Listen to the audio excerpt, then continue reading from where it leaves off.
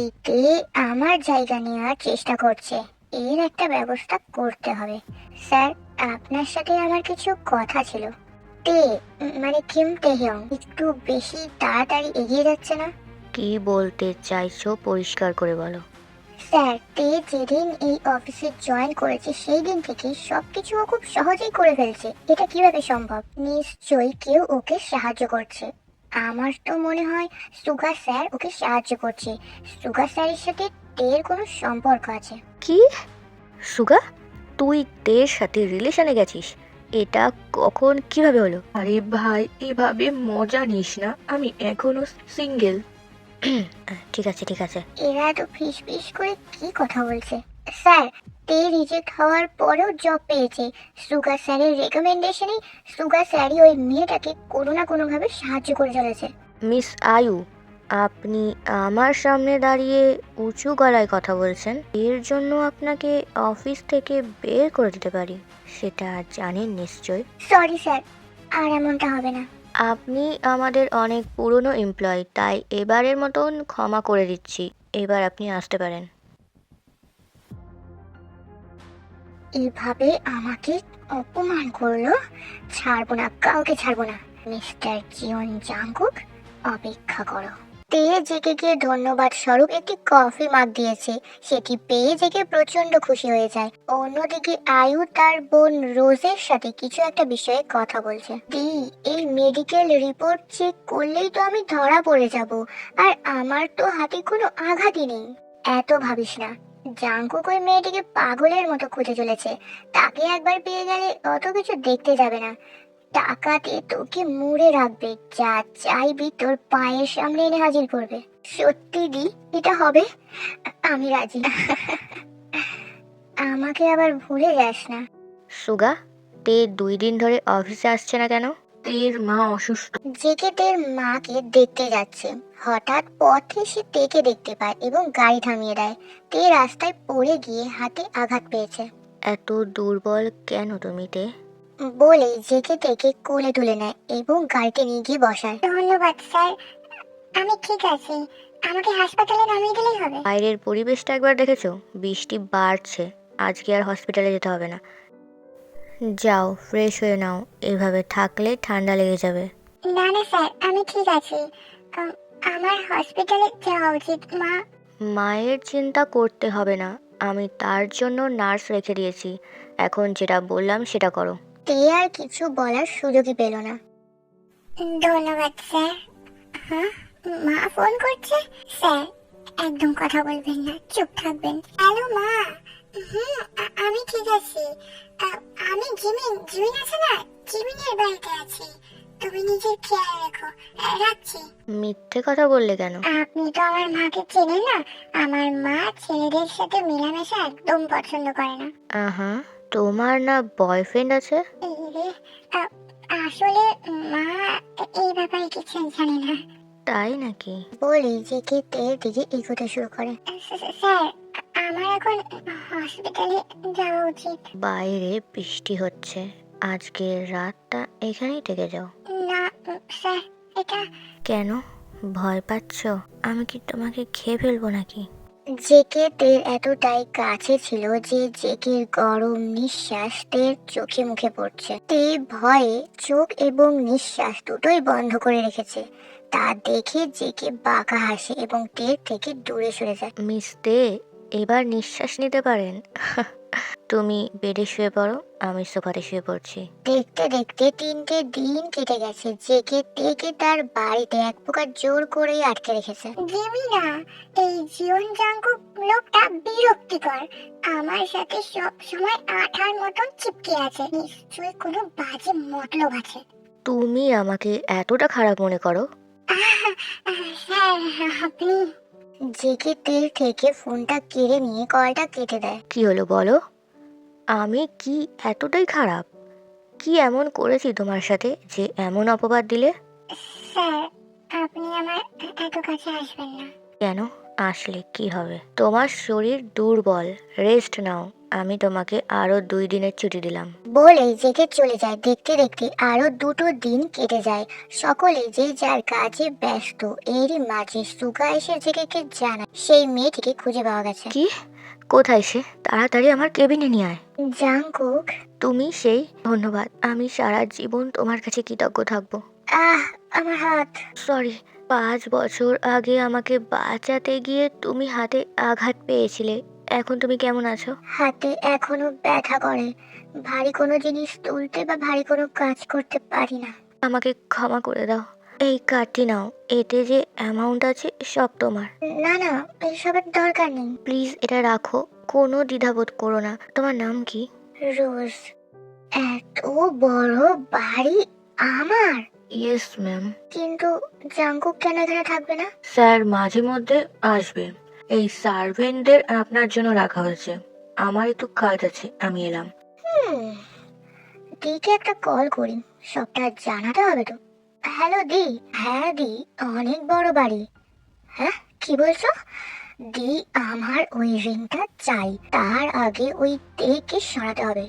আমার Jungkook baby শুধু আমার। পরের দিন অফিসে জেকে তেকে দেখা মাত্রই তাকে ইগনোর করে চলে যায়। হঠাৎ এনার আবার কি হলো? এই তে, কেমন আছো? আমাকে চিনতে পারছো? এই মহিলা আবার কি? আরে আমি রোজ। আমরা একই কলেজে একই ক্লাসে পড়তাম। পড়তাম হয়তো, তাতে আমার কি? ও আচ্ছা, আমি ভালো আছি। তুমি কেমন আছো? ভালো। তোমার সাথে পরিচয় হয়ে ভালো লাগলো। আমি জাংকুক বেবির সাথে দেখা করতে এসেছিলাম। ভালো হলো তোমার সাথে দেখা হয়ে গেল। তুমি? আমি জিওন জাংকুকের হবু ওয়াইফ। কিছুদিনের মধ্যেই আমরা বিয়ে করতে চলেছি। ওনার গার্লফ্রেন্ড ছিল, আমাকে তো কোনোদিনও বলেনি। এইসব আমি কি ভাবছি? আমি ওনার স্পেশাল কেউ নই, আমাকে কেন বলবে উনি? ও আচ্ছা, অনেক অনেক শুভেচ্ছা তোমাদের। ধন্যবাদ। একদিন এসো আমার বাড়িতে, আড্ডা দেওয়া যাবে। এর সাথে আমার এতটাও ভালো বন্ধুত্ব ছিল না যে, তবে স্যারের হবু ওয়াইফ একে লাগানোটা ঠিক হবে না। নিশ্চয় ম্যাম। এটা তোমার বাড়ি? অনেক সুন্দর। বসো। এই বাড়িটা জাংকুক বেবি আমাকে গিফট করেছে। জানো তে, যেটা তোমার সেটা তোমারই থাকবে, অন্য কেউ সেটা নিতে পারবে না। জাংকুক বেবি আমাকে অনেক ভালোবাসে। আমি যেটা চাই সেটা পেয়ে যাই। তুমি ঠিক কি বলতে চাইছো? নাটক করো না। জাংকুক শুধু আমার। ওর থেকে দূরে থাকো। আর এই জবটা ছেড়ে দিয়ে অন্য কোথাও চলে যাও। তুমি ভুল ভাবছো রোজ। জাংকুক স্যারের প্রতি আমার কোনো অনুভূতি নেই। সে আমার অফিসের বস। আমাকে কি তোমার গাধা মনে হয়? তোমাকে জব ছেড়ে চলে যেতে বলেছি। কেন আমি এটা করব? আমি নিজের দক্ষতায় এই জবটা পেয়েছি। রোজ প্রচন্ড রেগে গিয়ে পাশে থাকা একটি কাচের বোতল দিয়ে তেকে আঘাত করতে যায়, তবে তে সেই মুহূর্তেই সরে যাওয়ার ফলে বোতলটি নিচে পড়ে ভেঙে যায়। এই তোমরা দাঁড়িয়ে আছো কেন? মেয়েটাকে ধরো। ছাড়ো, ছাড়ো আমাকে। এই রূপের অনেক অহংকার তোর, তাই না? বলে রোস্টের হাত দুটো সেই ভাঙা কাচের সাথে চেপে ধরে। সাথে সাথে হাত কেটে রক্ত বেরোতে শুরু করে। রোজ যখনই তের মুখে আঘাত করতে যাবে তখনই সে জেকের আসার খবর পায় এবং সাথে সাথে এমন একটা ভাব করতে শুরু করে যেন তে তাকে আঘাত করেছে। রোজ, কি হয়েছে এখানে?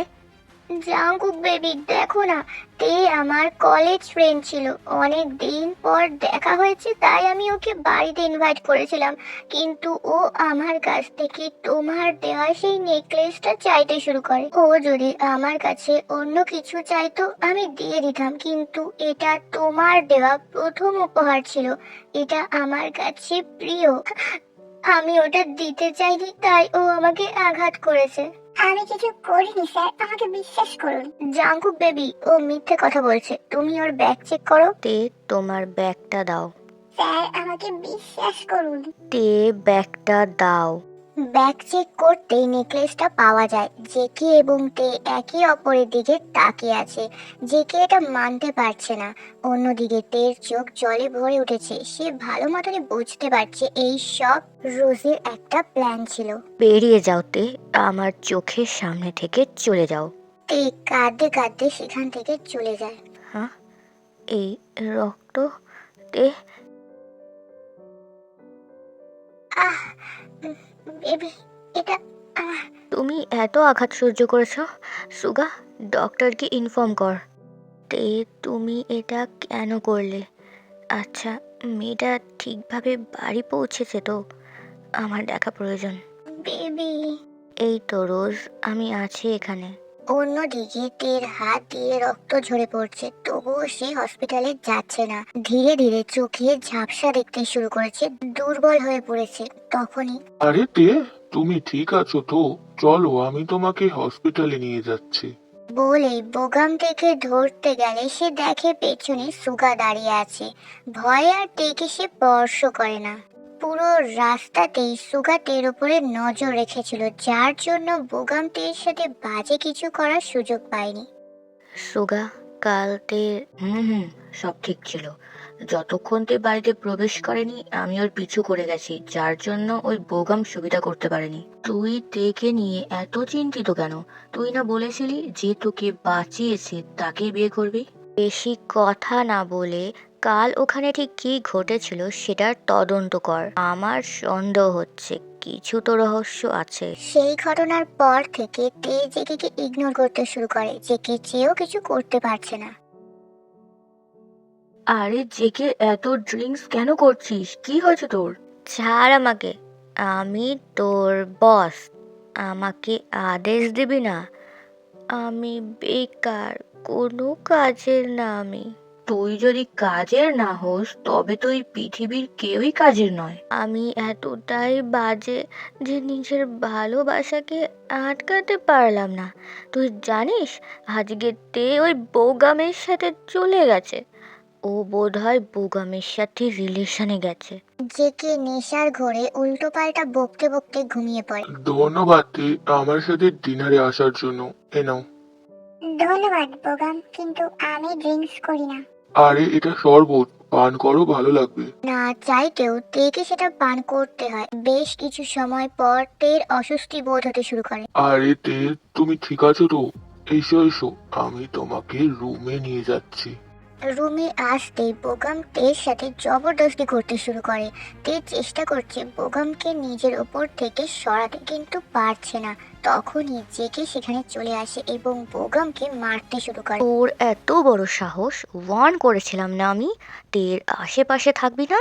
শুনিস না কেন? আজ তুই আমার ভালোবাসার উপরে কুনজর দিয়েছিস।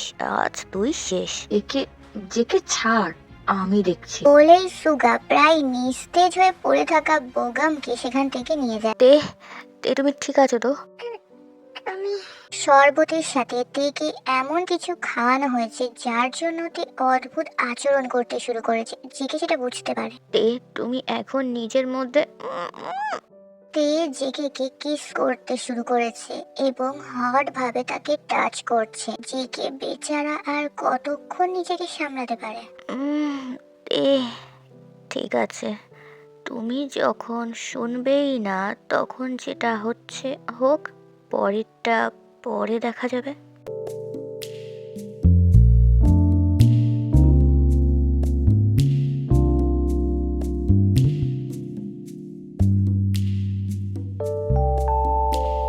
পরের দিন তের ঘুম ভাঙতেই তার সবটা মনে পড়ে যায়, কিন্তু সে জেকেকে অপমান করে এবং তার চোখের সামনে থেকে চলে যেতে বলে। জেকে চেষ্টা করে তাকে বোঝানোর, কিন্তু ব্যর্থ হয়। কোথায় তুই? তোকে বলেছিলাম কোনো ছেলের সাথে মেলামেশা করবি না। কোথায় তুই? মা, মা এখানে কিভাবে এলো? এখন এখন কি করি? এদিকে ওদিকে খোঁজাখুঁজি করতে করতে তে একটি জানলা দেখতে পায়। এখান থেকে লাফ দিলে খুব বেশি আঘাত পাবো না। এটাই করি। জেকে তার গাড়ির দিকে যাচ্ছিল, হঠাৎ উপরে তাকাতেই দেখে তে লাফ দিতে যাচ্ছে এবং সে তেকে ধরেও ফেলে। প্লিজ এখান থেকে তাড়াতাড়ি চলুন। হুম হুম ধন্যবাদ স্যার। তে, তোমার কি আর কিছু বলার নেই? না।